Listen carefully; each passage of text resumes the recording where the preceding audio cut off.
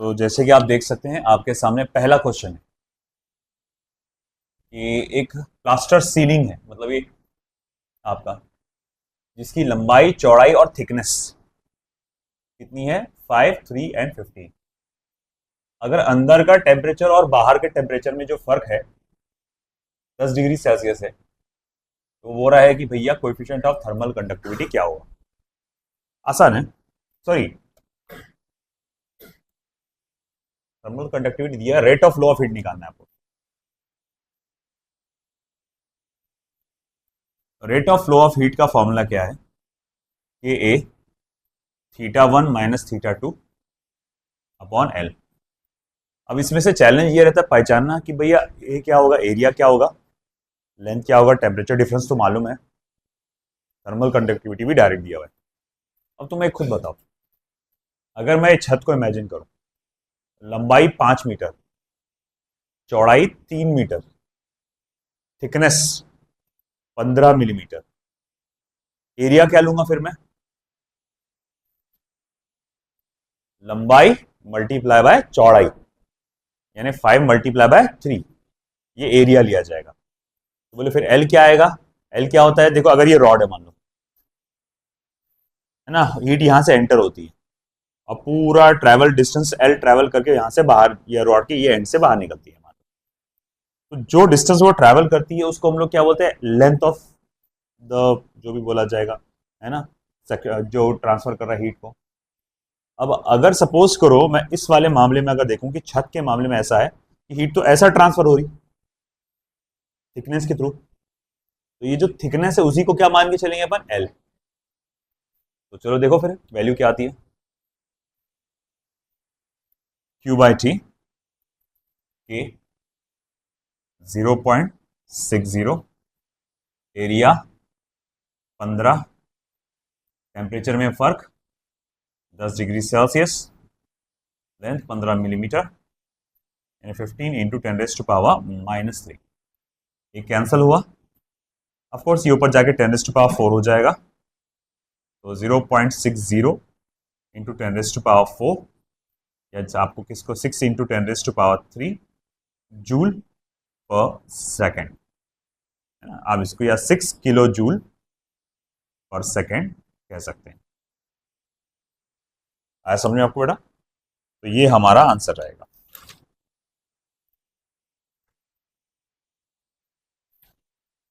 कौन है वो भाई, भेज।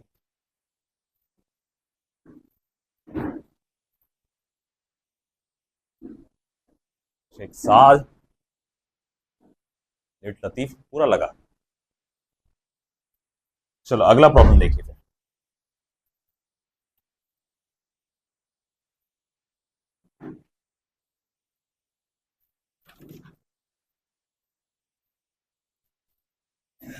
Next question comes as thickness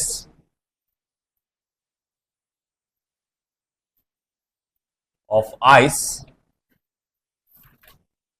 on a lake is 5 centimeter.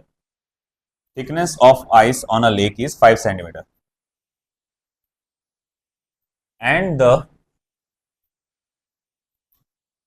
temperature is minus 20 degrees Celsius. If the rate of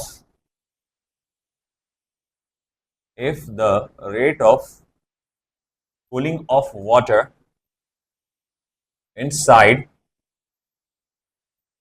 the lake be 20,000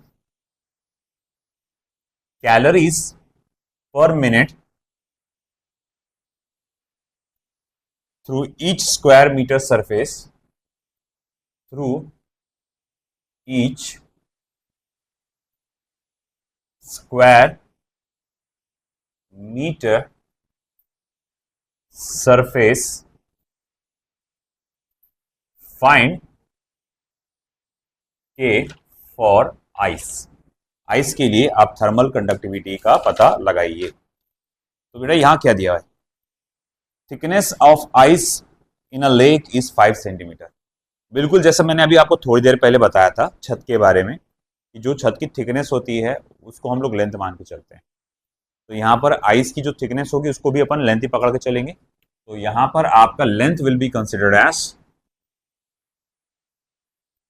L equals to 5 centimetre, 5 into 10⁻⁻² metre. अच्छा ठीक है। And the temperature is -20 degree Celsius. तो मैं बोलूंगा ठीक है, delta theta कितना होगा फिर आपका 20 डिग्री सेल्सियस ही होगा, है ना, क्योंकि नीचे का जो आइस का होगा जैसे लेक होगा तो उसकी जो आइस की परत होगी यहाँ पर, तो आइस की परत जो होगी नीचे वाली उसका टेम्परेचर क्या होगा 0 डिग्री सेल्सियस, और ऊपर वाले का क्या होगा -20 डिग्री सेल्सियस। तो मैं इसको टेम्परेचर डिफरेंस को 20 डिग्री सेल्सियस पकड़ के चल सकता हूँ।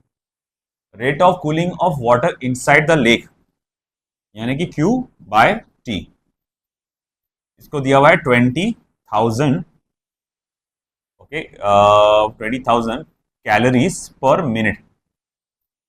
ओके, अगर मैं उसको एसआई सिस्टम में कन्वर्ट करता हूं तो 20,000 को चलो मैं लिखूंगा 2 इंटू 10⁴ कैलोरीज के लिए 4.2 से मल्टीप्लाई करूंगा, मिनट को सेकंड्स में कन्वर्ट करने के लिए 60 से डिवाइड करूंगा, तो ये हो जाएगा जूल पर सेकंड। क्या हो जाएगा ये जूल पर सेकंड। अच्छा ठीक है। थ्रू ईच स्क्वायर मीटर, मतलब एरिया क्या बताया उसने कितना, ये जो हीट निकल रही है किसमें से निकल रही है, ईच स्क्वायर मीटर, मतलब हर एक स्क्वायर मीटर के एरिया से, यानी एरिया क्या होना चाहिए बेटा आपका 1 स्क्वायर मीटर या 1 मीटर स्क्वायर जिसको हम लोग कहते हैं। तो वो कह रहा है कि थर्मल कंडक्टिविटी की वैल्यू क्या होगी पता लगो। वेल दैट्स वेरी इजी, इसमें सिर्फ कैलकुलेशन है बाकी कुछ नहीं। हम लोग जानते हैं फॉर्मूला क्या है, Q/T is equals to K A θ1 minus θ2 upon L। तो Q/T जो कि आपका 2 इंटू 10⁴ इंटू 4.2 अपॉन 60। फिर उसके बाद अगर मैं कहूँ आपका थर्मल कंडक्टिविटी तो मुझे निकालना है, एरिया 1 है, टेम्परेचर डिफरेंस 20 है, और फिर उसके बाद लेंथ आपका कितना है 5 इंटू 10⁻⁻²। तो देखो भाई कितना आता फिर के की वैल्यू, करो कैलकुलेट रफ में, 2 1 जा 2 10 जा, फिर ये 4.2 into 10⁻³ multiply by 5 into 10⁻⁻² divide by 60, कितना आएगा देखो पूरा कैलकुलेशन करके।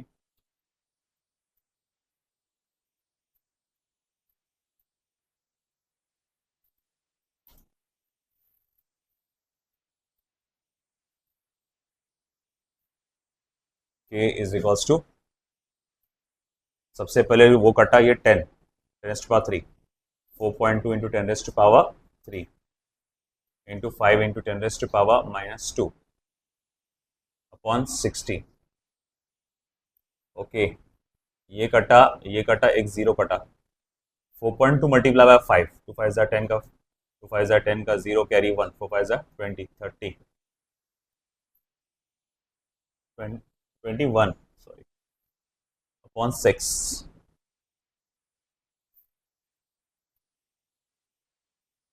4.2 मल्टीप्लाई बाय 5, 2 5 जा 10 का, 0 कैरी 1 21, हाँ 21 ही चलेगा, 21/6, 21/6 देखो कितना होता, 3 2 जा 3 7 जा 3.5 आना चाहिए, तो 3.5 वैट पर metre per degree Celsius. This is your answer.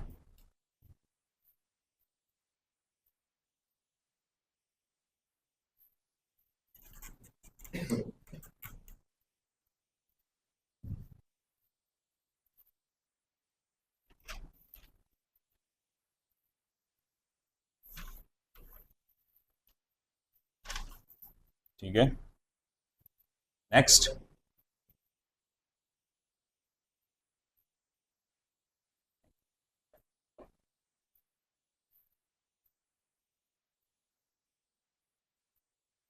ये तो साला पूरा क्वेश्चन बड़ा है, ये जगह पूरा घेर लेना हो तो क्वेश्चन ही घेर लेना। इधर का इरेज करता हूँ, आई थिंक इधर का हो चुका होगा पहला वाला आपका।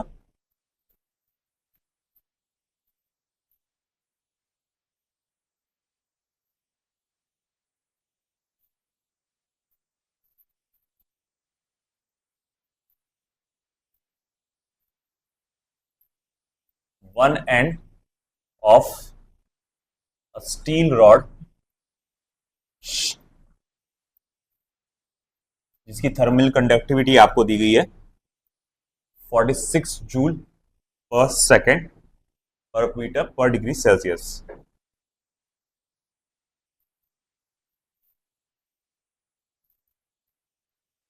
Of length 1.0 metre is kept in ice at 0 degrees Celsius and the other end is kept in boiling water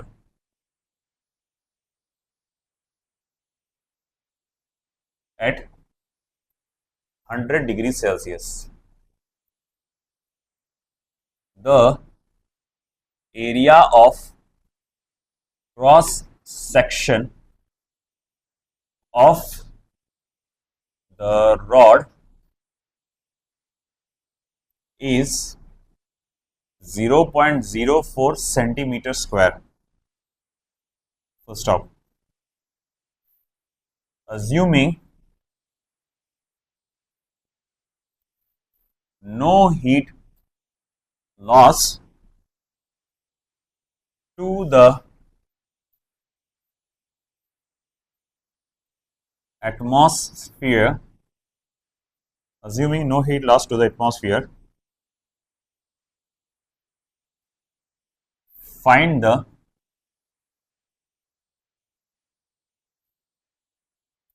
mass of ice melting per second.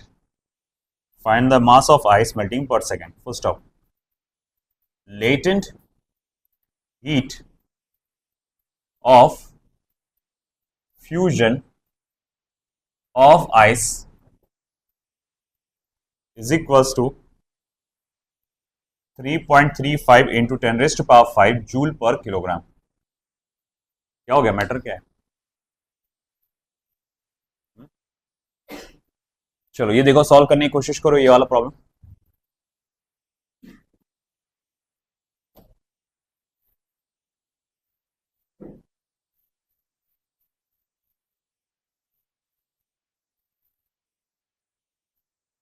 चलो बाबू उधर ध्यान दे। One end of a steel rod जिसकी thermal conductivity आपको दी गई है, तो स्टील रॉड जिसकी थर्मल कंडक्टिविटी मुझे दी गई है 46 जूल पर second per metre per degree Celsius. Length of the rod मुझे दिया गया है 1.0 metres, kept in ice at 0 degree Celsius and the other end is kept in the boiling water। मतलब डेल्टा थीटा कितने का आएगा बेटा? 100 का, है ना? उसका एक एंड 0 पे, दूसरा एंड 100 पे है, तो टेम्परेचर में जो फर्क आ रहा है वो 100 का आ रहा है। The area of cross section of the rod is 0.04 centimeter square. 0.04 into 10 raised to power minus 4 meter square, यानी कि 4 into 10 raised to power minus 6 meter square। पता ये चला कि इसमें हीट का लॉस रेडिएशन के द्वारा कुछ भी नहीं हो रहा, तो बोलो कि भैया एक सेकंड में ये कितना आइस मेल्ट करेगा पर सेकंड। ओके, और latent heat of fusion of ice आपको दिया गया है 3.35 into 10 raised to power 5 joule पर किलोग्राम। अब देखो कैसा है, हम लोग जानते हैं कि हम लोग जो हीट प्रोवाइड करते हैं, तो rate of flow of heat, उसका फॉर्मूला क्या है? K A theta 1 minus theta 2 upon L. ये वो है कि कितनी हीट निकल रही है एक सेकंड में, या सॉरी ट्रांसफर हो रही है एक सेकंड में। अच्छा ठीक है, अब अगर सपोज करो मुझे ये पता लगाना है कि भैया वो जो रॉड है आपका कितनी बर्फ को पिघलाएगा। अगर 0 डिग्री सेल्सियस वाला जो रॉड है, जो एंड है, मतलब ये जो आपका ये 100 पर है और ये 0 पे है ना? इसको अपन ने क्या किया, बर्फ के साथ अटैच करके रखा है, हीट का ट्रांसफर हो रहा है यहाँ पर। है कि नहीं। तो ये जो हीट फ्लो हो रही है वो कौन एब्जॉर्ब करने वाला है, बर्फ एब्जॉर्ब करेगा, और वो क्या करेगा, खुद को पिघलाएगा। तो वही कितनी हीट एब्जॉर्ब कर रहा हूँ 1 सेकंड में, Q/T, है ना। अच्छा ठीक है, चलो भाई मान लिया, मगर भाई एक सवाल उठा कि उसने पूछा कितना मास पिघलेगा 1 सेकंड में। तो भाई सिंपल सी बात है, क्यू का फॉर्मूला हम जानते हैं, ml करके होता है। तो mass into latent heat of sorry fusion upon T is equal to K A θ1 minus θ2 upon L. ठीक है, अब मास upon time, K A θ1 minus θ2 upon small L into latent heat of fusion. अब हमको ये निकालना है मास पर यूनिट टाइम, कितना मास 1 second में पिघलने वाला है। तो के कितना है बेटा, 46। Okay, area of cross section हमने कितना निकाले थे, 4 इंटू 10⁻⁻⁶। Temperature difference 100। अच्छा, लेंथ कितने का है, 1 मीटर का। और लेटेंट हीट ऑफ फ्यूजन कितना होता है हमारा, 3.35 इंटू 10⁻⁵। देखो अब क्या आएगा कैलकुलेशन, थोड़ा मुश्किल है क्योंकि 3.35 आ गया।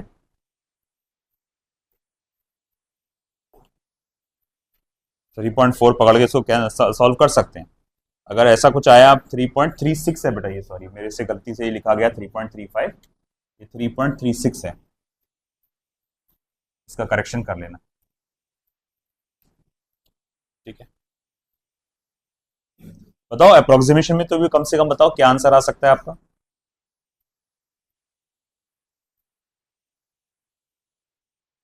चलो करो कैलकुलेट।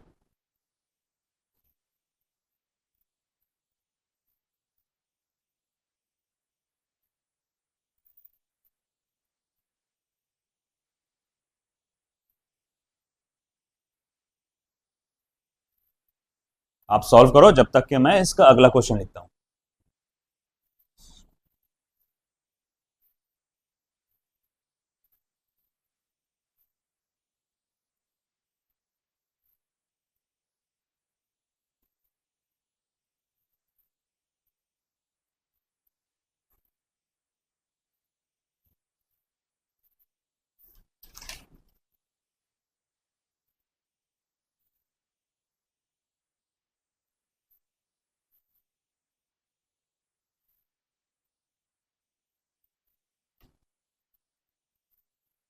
तो हमारा कुछ अगला क्वेश्चन ऐसा है, स्टीम एट 373 केल्विन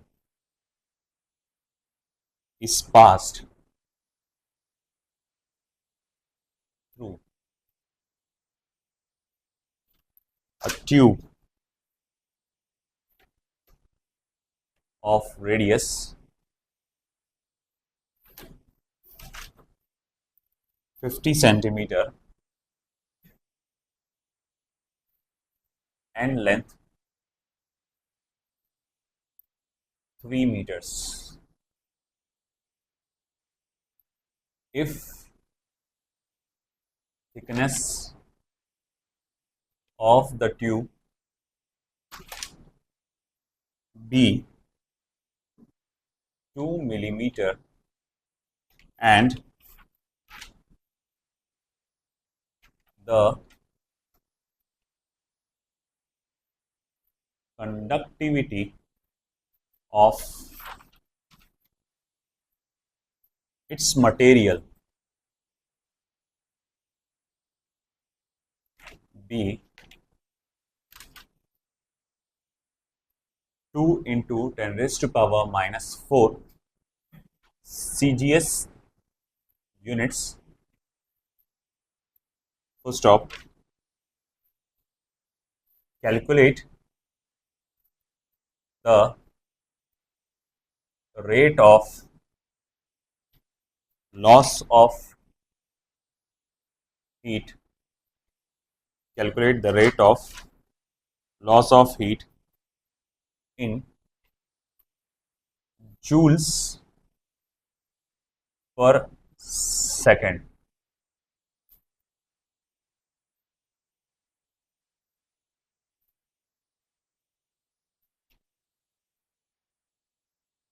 जूल पर second. First of the outside temperature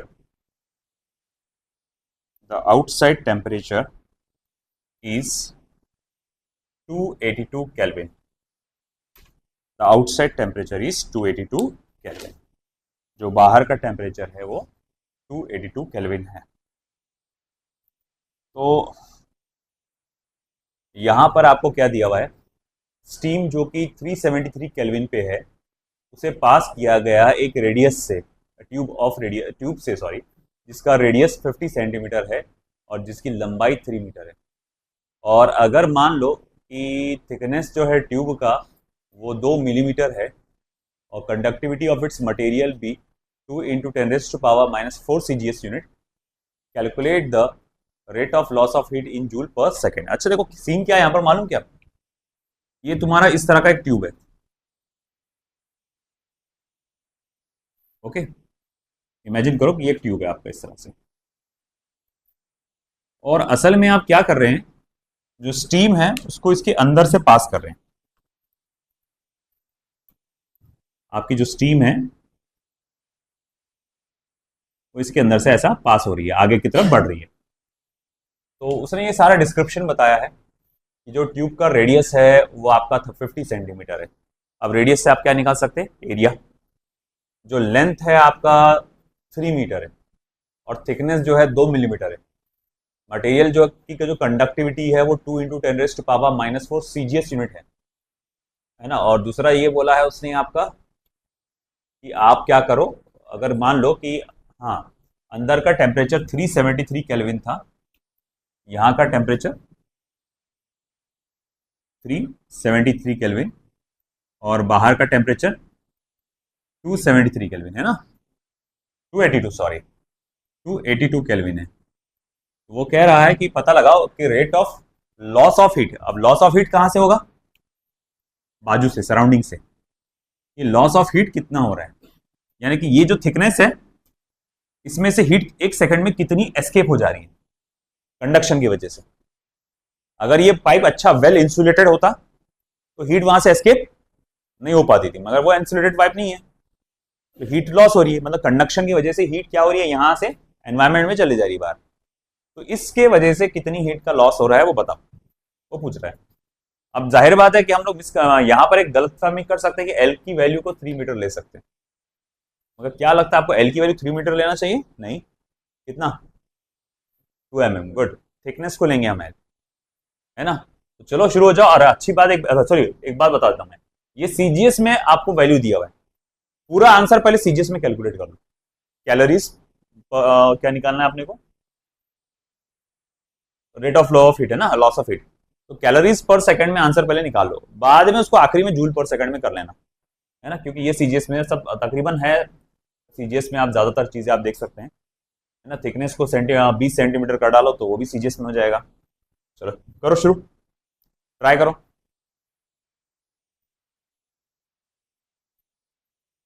देखो बारी बारी से क्या क्या दिया हुआ है आपको, ओके। सबसे पहले थर्मल कंडक्टिविटी कितनी है, 2 × 10⁻⁻⁴ CGS यूनिट्स, ठीक है। एरिया, देखो एरिया, देखो हाँ एक बात याद रखना, नहीं एरिया πr² से नहीं निकलेगा, क्रॉस सेक्शनल एरिया निकल जाएगा। एरिया अपने को इस सरफेस का निकालना पड़ेगा बाहर से। सरफेस एरिया ऑफ सिलेंडर क्या होता है, 2πrl, है ना। तो ठीक है, लिखो 2 × 3.14, आर कितना है, रेडियस 50 सेंटीमीटर और ये 300 सेंटीमीटर, एल 30 मीटर है ना, मैंने सीजीएस में निकालने को कहा था आपको। चलो देखो कितना आ रहा,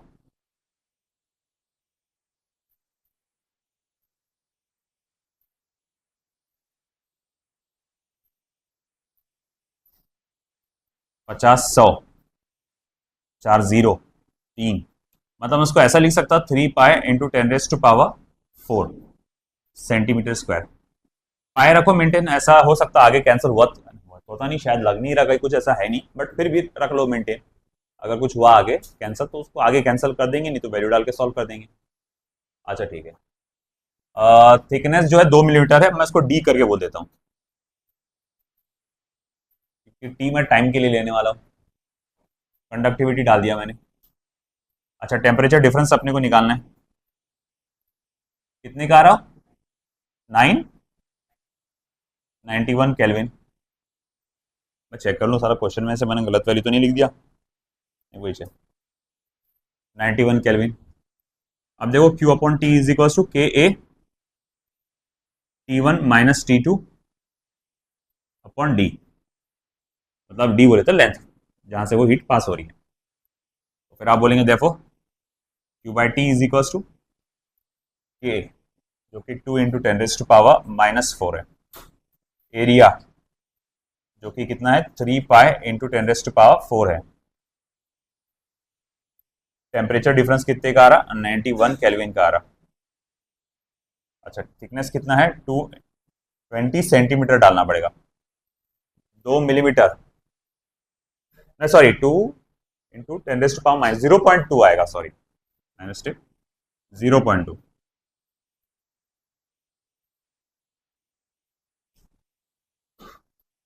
देखो क्या आएगा फिर आंसर, करो सॉल्व। आसान है, अभी सिर्फ मल्टीप्लीकेशन है। ये -4 और 4 तो कैंसिल हो जाएगा, इससे 10 आ जाएगा। इन तीनों को नंबर 3 × 3 3 × π × 91, देखो कितना आता। अब बताओ क्या आ रहा final answer, fast calculation multiplication का।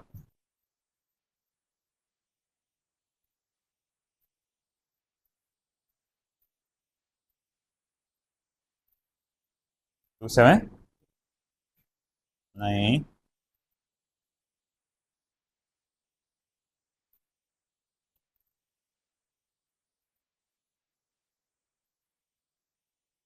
3.14 मल्टीप्लाई बाय 3, 9.42 मल्टीप्लाई बाय 91, 2 4 9, 18 का 8, यानी 4 9 36, 7 9 81, 84, और दो फिर इसको ऐड करो, 2 12 7 5, 2 डिजिट के बाद डेसिमल, तो ये हो रहा है 857.22, 857.22। डेसिमल का इशू आ रहा है यहाँ पे, देखो एक बार चेक करो। हाँ वो बराबर। इसका जो आंसर मेरे पास आया है अप्रोक्सीमेशन में जो है, वो 8.6 करके आया है, 10⁻³ कैलोरीज पर सेकेंड। 8 पॉइंट वही है ना, 8.57, अप्रोक्सीमेशन में 6 लिखा जाएगा, 8.6। और अगर मैं इसको जूल्स में कन्वर्ट करता हूं तो 8.6 × 10⁻³ × 4.2 जूल पर सेकेंड, जिसकी वैल्यू कितनी हो जाएंगी फिर, अब देखो।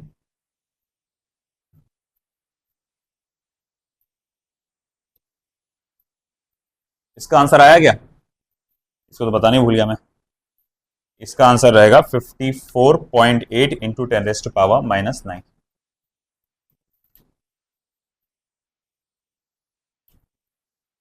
बता देता हूं उसका, नहीं तो पेंडिंग रह जाता है। ये आता है 3.6 × 10⁻⁴ जूल पर सेकेंड। अप्रोक्सीमेशन होगा ये भी।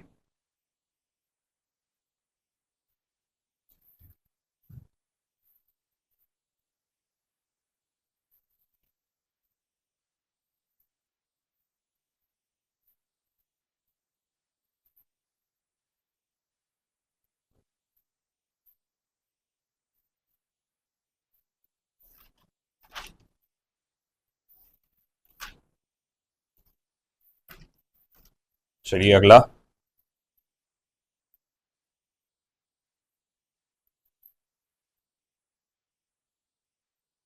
An iron boiler is 1 centimetre thick. एक आयरन बॉयलर है जो कि 1 सेंटीमीटर थिक है, and has a heating area and has a heating area 2.5 meter square. So stop. The two surfaces of the boiler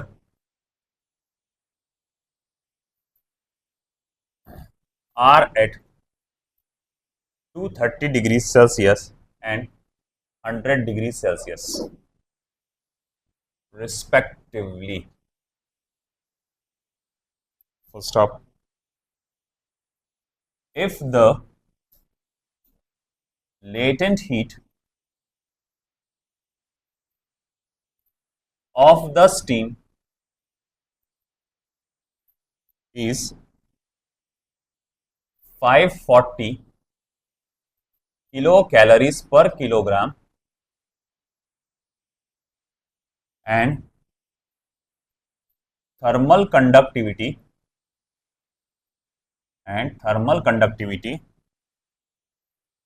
of iron is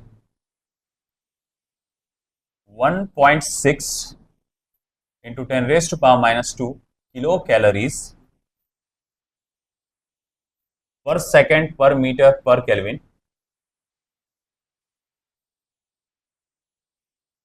then how much water will be evaporated into steam per minute. एक minute में कितनी heat इसमें से evaporate होगी या steam में वो convert होके इवेपोरेट होगा। चलिए देखिए ये क्वेश्चन कैसे करेंगे।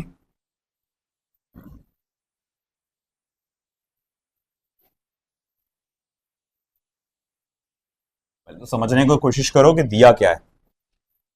एक आयरन बॉयलर है जो कि 1 सेंटीमीटर थिक है and has an heating area of 2.5 meters square.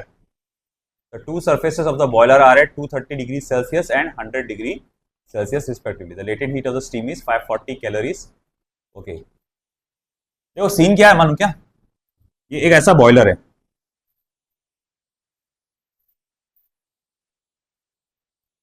Imagine कर लीजिए इस तरह का एक बॉयलर है जो भाई कुछ उबालने के काम में इस तरह से आता है। अब इसमें क्या है, ऑफ कोर्स पानी होगा और इसमें जो पानी है इसको हम बॉईल करना चाह रहे हैं ताकि इवेपोरेट हो जाए इस तरह से। ये इवेपोरेट कब होता है, जब इसका टेम्परेचर कितना पहुंचेगा, 100 डिग्री सेल्सियस पे पहुंचेगा टेम्परेचर, तब ये इवेपोरेट हो जाएगा। और बोल भी रहा है वो कि हम यहाँ पर 100 डिग्री सेल्सियस का टेम्परेचर मेंटेन रख रहे हैं और यहाँ पर नीचे वाले हिस्से में टेम्परेचर है कितना, 230 डिग्री सेल्सियस, जो उसको गर्म किया जा रहा हो किसी चीज से, जो गर्म कर रहे होंगे हम लोग, तो ये कितना होगा 230 डिग्री सेल्सियस।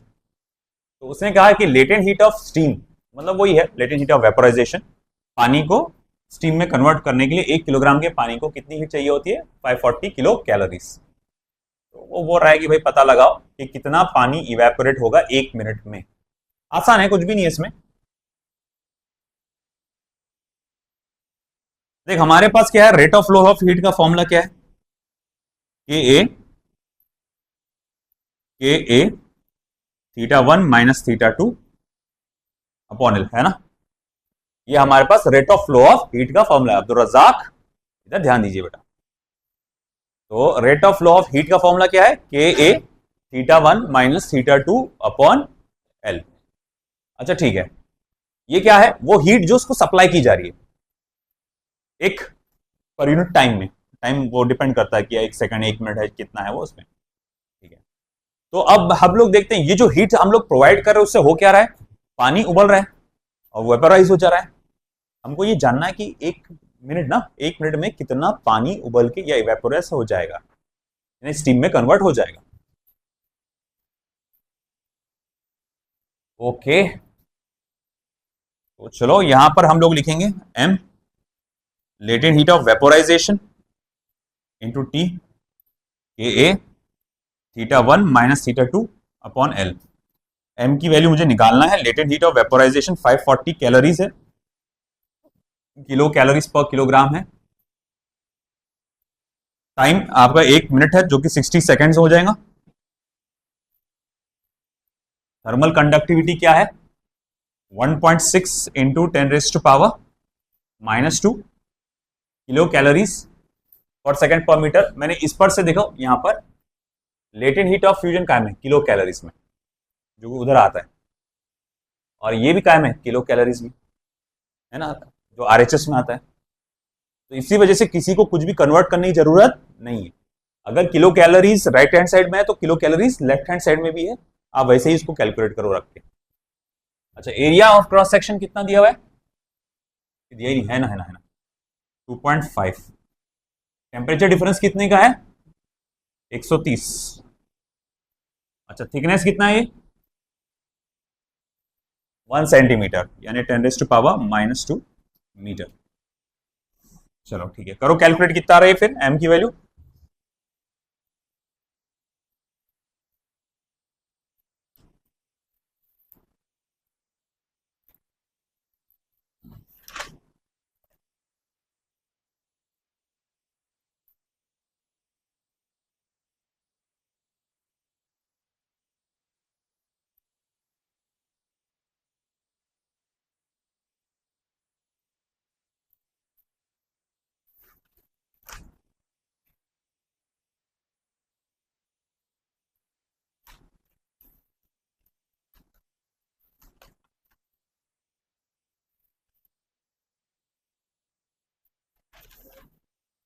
पांच सौ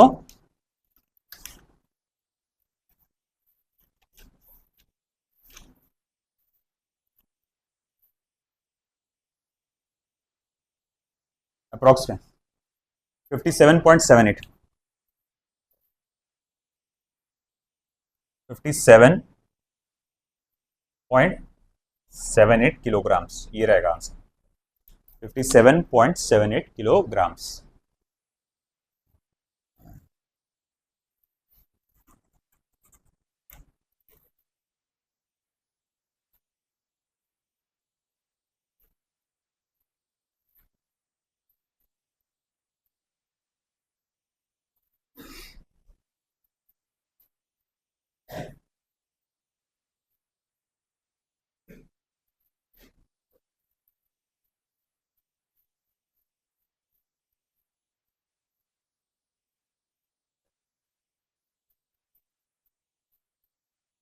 फिफ्टी 7.78 किलोग्राम्स इसका आंसर रहेगा।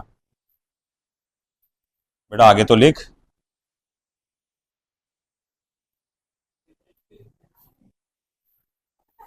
देखो बोल रहा मैं, टोपी पहन के बेटा, कहाँ है पूरा लिखा हुआ?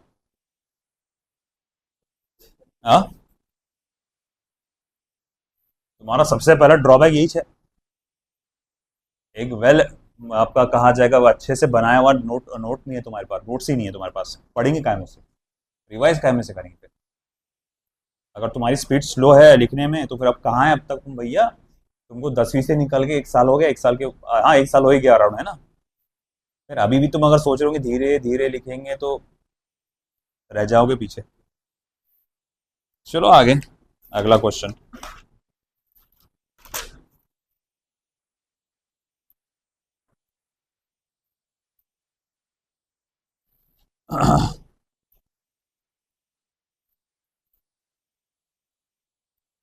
The opposite face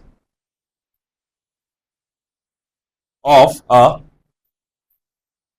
cubical block of iron of cross section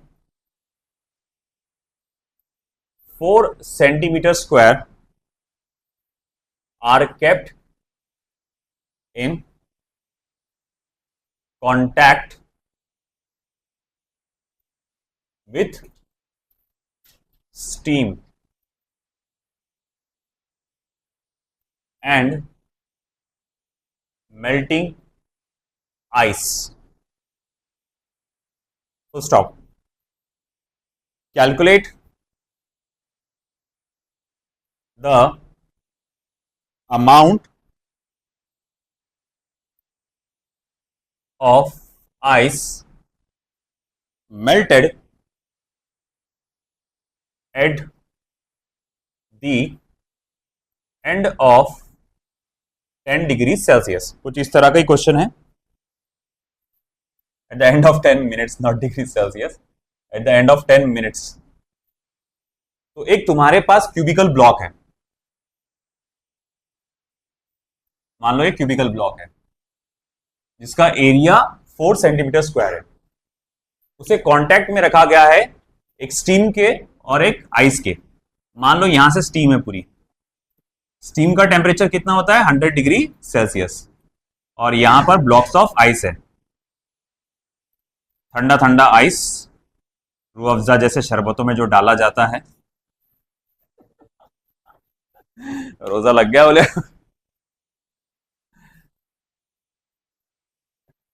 बस ज्यादा मत सोचो. मैं भी नहीं सोच रहा. तो अब देखो भाई इस तरह से. तो वो ये कह रहा है कि अगर मैं यहां पे 10 मिनट तक के यहां से हीट ट्रांसफर कर रहा हूं तो कितना इस पर कंडक्टिविटी का है, इस पर थर्मल कंडक्टिविटी बिना उसके कहां से होगा. अरे यार ये तो ढूंढना पड़ेगा. Thermal conductivity of iron NCERT में कितना होगा इसकी वैल्यू. इससे पहले कोई हुआ क्या आयरन ब्लॉक वाला कोई क्वेश्चन एनसीईआरटी है वॉल्यूम 2.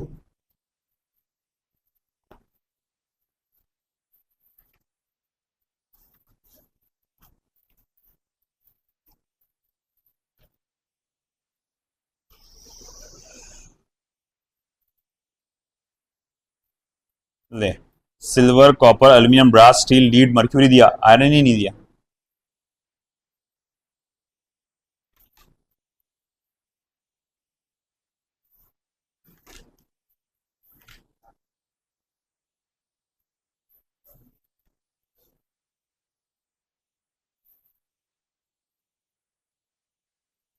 कहीं ना कहीं दिया ना चाहिए था. ब्रैकेट में तो भी देना चाहिए था थर्मल कंडक्टिविटी ऑफ आयरन.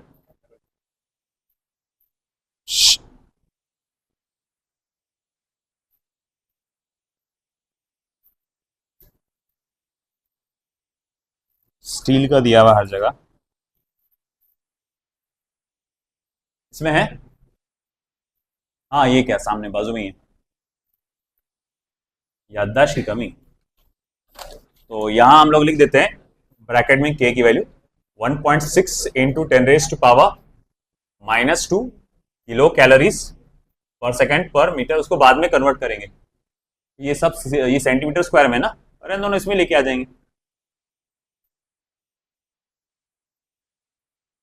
पर सेकेंड पर मीटर. ए बाबू सॉल्व कर.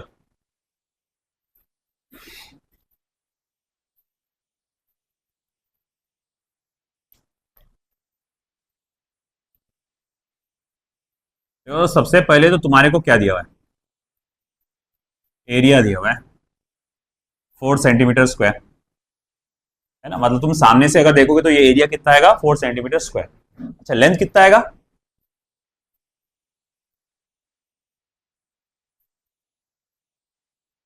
अरे दिमाग की चवन्नी इस करो. 2 a equals to L square. L is equals to under root of A. 2 centimetre. तो तुम्हारा लेंथ कितना यहां पर दिया हुआ है 2 सेंटीमीटर.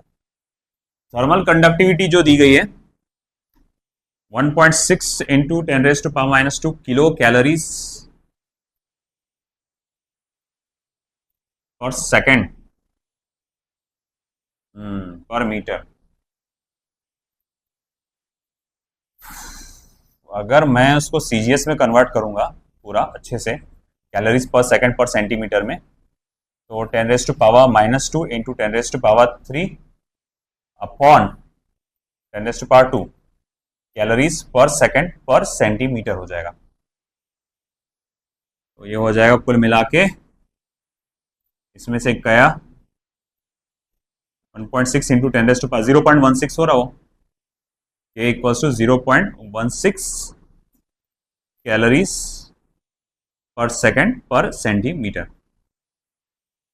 कैलोरीज भी निकाल लेंगे आंसर।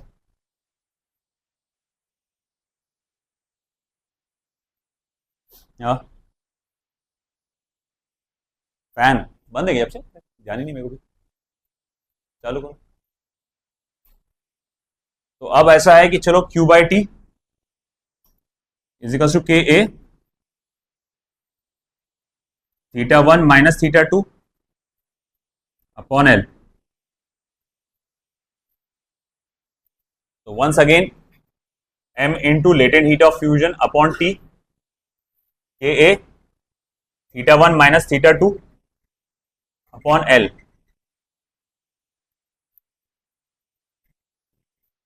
तो अब अगर मैं यहां पर मास निकालूं, लेटेंट हीट ऑफ फ्यूजन कितना है?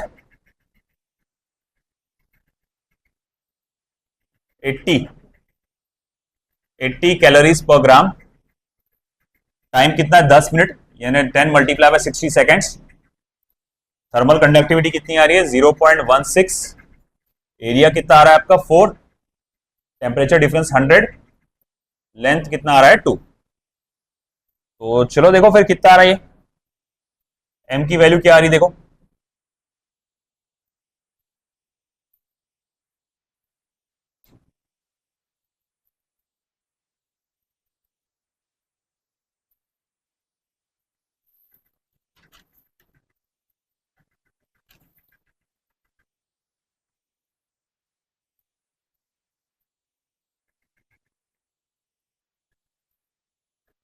कितना है आंसर?